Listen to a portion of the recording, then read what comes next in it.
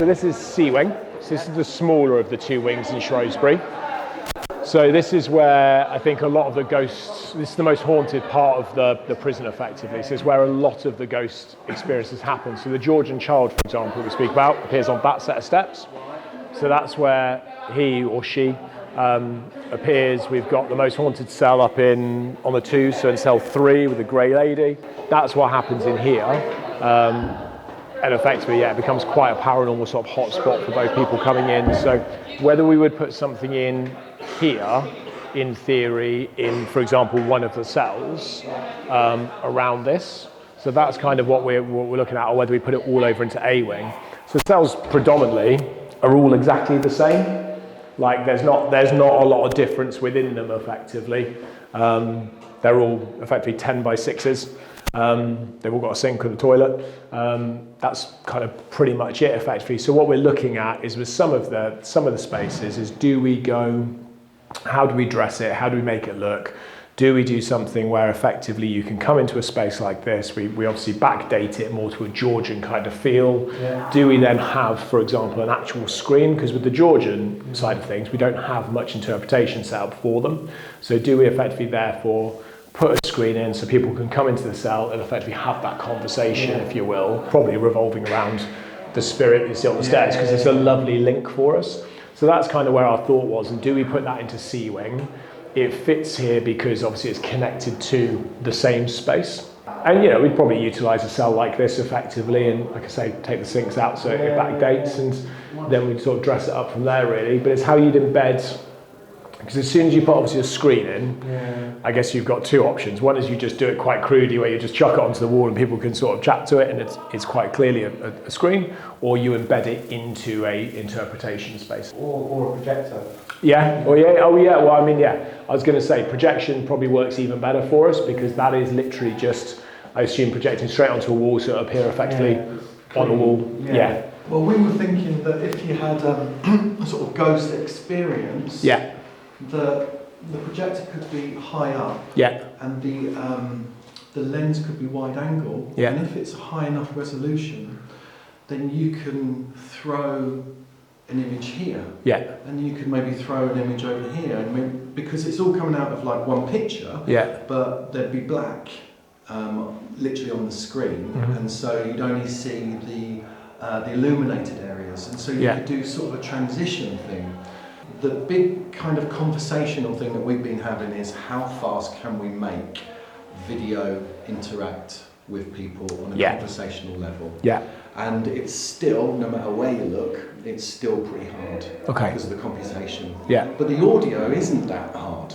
It is a series of set things. The computer doesn't have to think about that too much. But can be triggered by certain questions or certain emotional responses. And we thought that actually might work.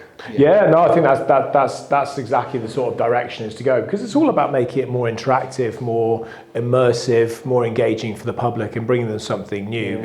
And ultimately, what we have a lot of is 10 by 6s. We've got a lot of rooms that are this sort of size. Throughout the jail, so utilising more of them in an immersive experience way really works for us. And obviously the paranormal is a huge draw for people, the ghost is a huge draw for people. Because we can get the speed of reaction in terms of talking to be really quite fast. And we can probably add quite a lot of potentially emotional depth to the character.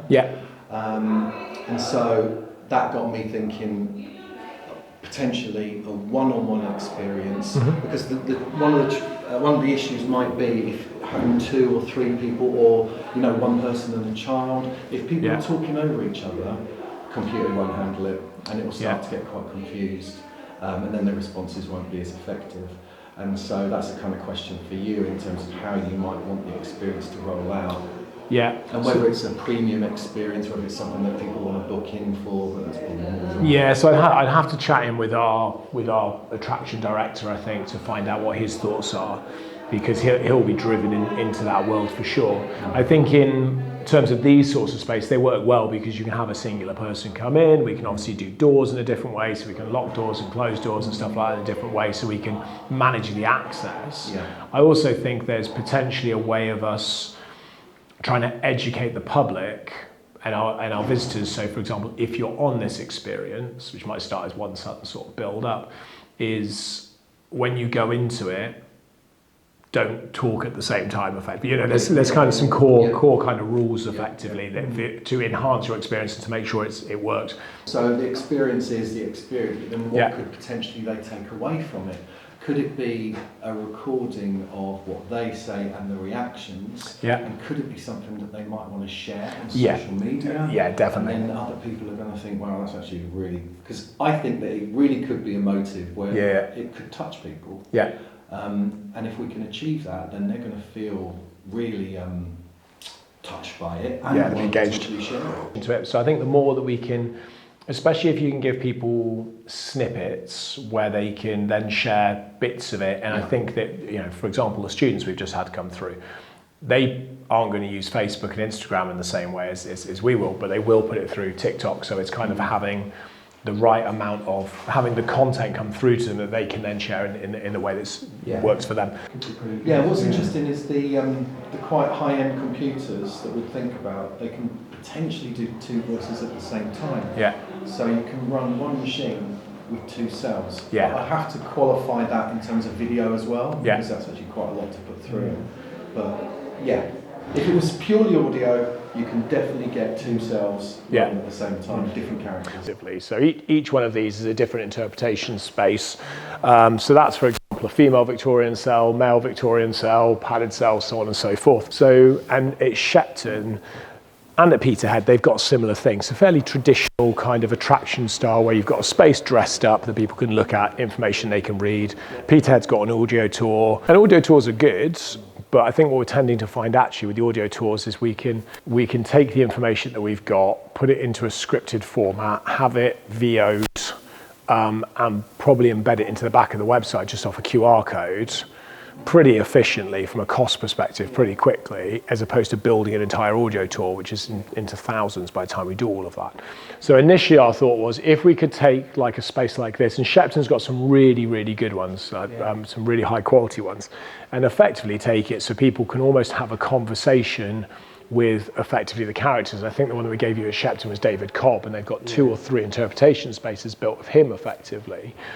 And the idea is, does somebody stand here, or do we make it so they can kind of step in effectively? So what we do is we build effectively off the door a little frame so you actually step into the space, which is always quite nice if we can do it, but it'll be kind of one person at a time effectively because of that step in. And then do we have it so you can effectively just have a conversation with somebody, so it's just purely audio? It's more like you're just having a conversation with the Victorian prisoner.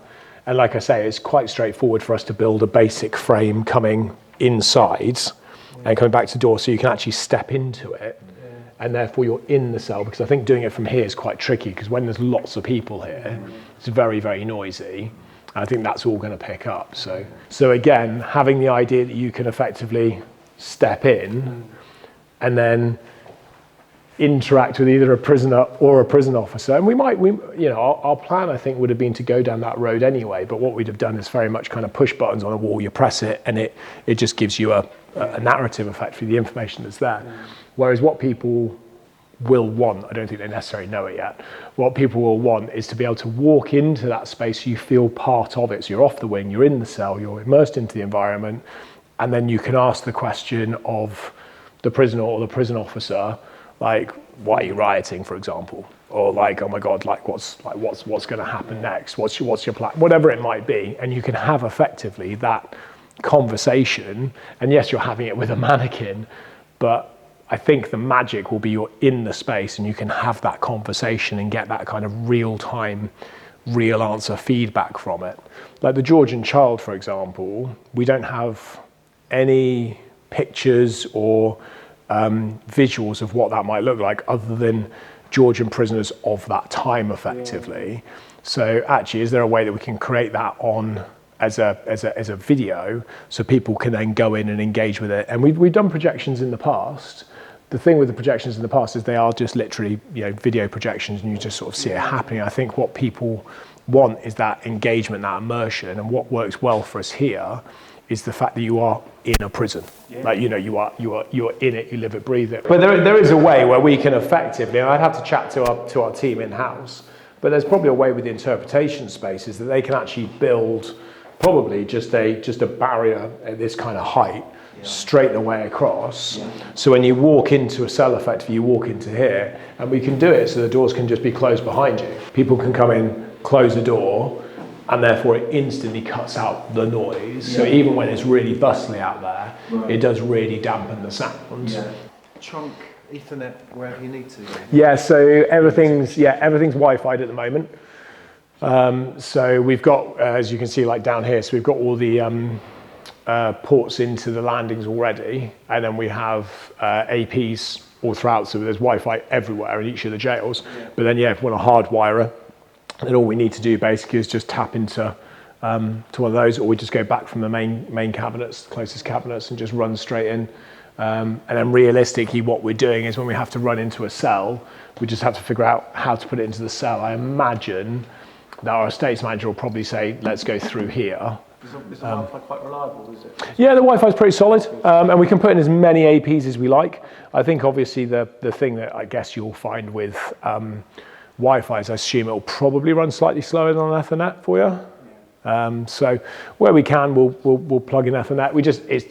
It's just the infrastructure going in, but it's not a massive issue. I think that's, once you decide which cells it's going in, it's just taking the units off, putting the Ethernet cables in straight through, come out the other side. Same with the electrics, because the electrics are on the other side. So what we'd probably do is blank that off and run the electrics off there, down and round the cell, because otherwise you can have someone go in and just flick off the plugs. Yeah. So how do you sort of see the development of this in terms of the route forward? What are you thinking? I have no idea. I'm going to give that. Yeah, probably. I think that our first step is probably to try to test something out, to get one thing in, knowing, and we did this with our escape rooms, we put one in, it was clunky, it broke all the time, we had issues with it, but it was very much kind of, right, how's this going to work, and let's try and build up a plan for how we can scale this. And also what it does is it allows the team on the site and our attraction director to work out what works for customers, what doesn't work for customers, and we try and get all of that nailed down first, and then move on to kind of mass. But I think in this case, it's probably figuring out where we start. Do we start with something quite straightforward, which is probably going to be more audio-based into one of the interpretation spaces? We can change the design to put a barrier in effectively and see how all of that works, get the feedback from the staff, get the feedback through from the customers, and see how that's going to scale up, and if that works for us. And then from a video perspective, I think if we're going to do something video-wise, we'd again just sort of pick a cell and go, right, how are we going to do this? And so I think that's the route. That's really aligned with what we were thinking, which is let's go with as few moving parts as possible. Yeah, definitely. Nail it, get it right. Yeah. And then we get the feedback. Yeah, and we've actually pressed pause on our audio tour, so we were about to go down the audio tour route for the other two attractions to bring them up to speed with Peterhead, but I was looking at it again, do you know what? I think that just brings us up to the same standards as everyone else. It was like, actually, we want to go ahead of everyone else. We want to leapfrog that competition. So the idea, like I said, you can step into a cell, whether the door shuts behind you or not, but then you can have that engagement with different characters, I think works. And I see the biggest challenge being that having a queue outside a cell because you only have one. But once you've done 10, you've suddenly got 10 deployments and off they go. And actually, I think that becomes quite interactive. Whether that then commercially becomes a different type of tour and you have to sign up to it, and we go as far as you have a card and you have to scan every single cell and the door opens and closes behind you and you have 2 minutes every cell, that's very much a Charlie thing. I'm just thinking off the top of my head. If you were going to build, let's say, like 10 cells, like you're a prison through the ages, you've got your interpretation spaces, and you might build 10 cells specifically for this, where you've got 10 interpretation spaces, fully built into AI, so you can go into them. We might sell as a separate thing, and part of those starting instructions effectively would be, if you come up to a door and it's closed, someone's in there effectively. If you come up to it and it's open, then you can go in. And we might just make it as simple and as crude as that to start off with. So those are the GAs. So basically there's an alarm on the inside. So if you press the button on the inside, it's a call button. So it basically tells the prison officers that the prisoner needs assistance. But they work. So it lights up. Yeah, if we they could push Yeah, if we turn the system on, then there's a button on the inside of the cell. So if you have a look in the inside of the cell, there's a cool button effectively. So the prisoner presses that. It's just on this side here. It's on the panel. Yeah. So if I turn the system back on, the prisoner basically presses that. That red light will light up. Then a buzzer will go off in the wing, and it goes off across the whole wing.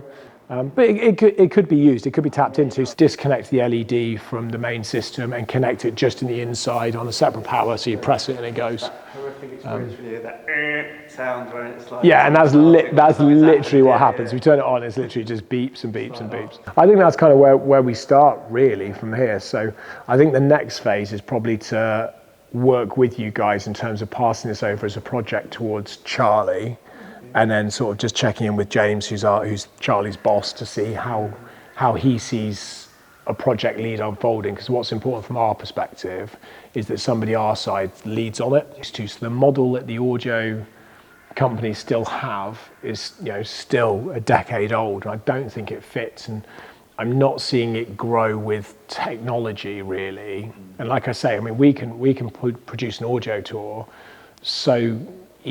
just as easily, where we can script it, we can get the VOs done, we can embed it into the website, we can run it off QR codes, and then you can just have it on your phone. So for the sake of doing it into an app, that's literally the only difference. Because we've Wi-Fi'd everywhere, it's really simple to connect. But the other ones that have, places like Bodmin and stuff, they're already so embedded. They spent millions embedding their dark tour, which is all projection based predominantly. It's all character based in that sense. You go through, so there'll be spray coming at you at some point. There'll be projections. There'll be the audio. But because it's built as a group, they're going to really struggle to turn that to any form of AI, because you pump through a group of 35 at a time, and you're in big environments. So I think that's going to be a bit of a challenge for them. So therefore, we have the opportunity to go forward in a different way. And you will find most people will ask the same things. So you'll find demographics will ask, the same demographics will ask the same things. So somebody in the grey market will ask something completely different from students, but you'll find all the students will ask probably a very similar kind of question, and you'll get the few coming left field. How many drugs can you take? Your various things like that. From my perspective, it allows us to go, well, how are we going to make this work from an audio perspective? I think the idea of just cutting that first part of a cell, putting a barrier into the first part of the cell, putting the interpretation space to the back part, people can walk into the cell, and actually that will immerse you into the environment more. And then the door can close and you can, so how we... It's so loud, if there's people around like there was today. So I think that's it. So the question will end up being for Charlie whether he just does, whether he's going to do, however many cells, and whether they take over from the current ones that we have. So the current